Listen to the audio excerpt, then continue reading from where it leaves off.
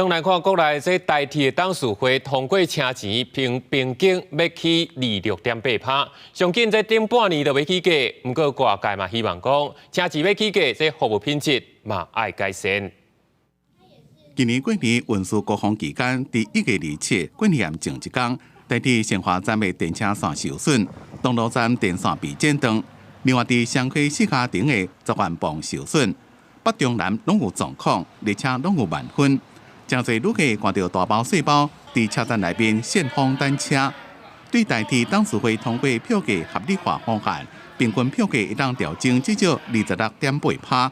旅客希望要起价，服务品质也要提升。就有时候夸张一点，延个20几分也有可能，就会导致整个行程大延误。我觉得至少要符合那个价值啊。对，不要说你这个价值结果缩水，我觉得这就没办法接受。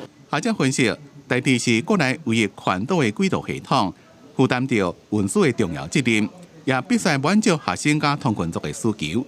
过去因为政策票价30年拢无震动，怎么总算会当起价？应该正面来看待。不过也要导入科技化设备，提升安全甲服务品质。台铁应该提出阶段性的一些计划，里面去针对这些服务品质的一些改善。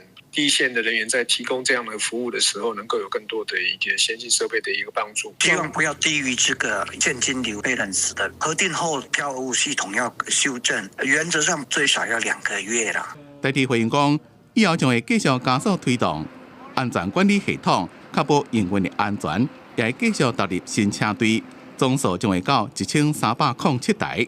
也那交通部长陈世凯讲，台铁票价起价对 T-Pass 使用者未受影响 ，T-Pass 的补助预算将会增加。这个月交通部汇率审查委员会将会启动审议台铁的票价，然后送行政院。新票价有可能在今年顶半年就会实施。公司新闻采访报道。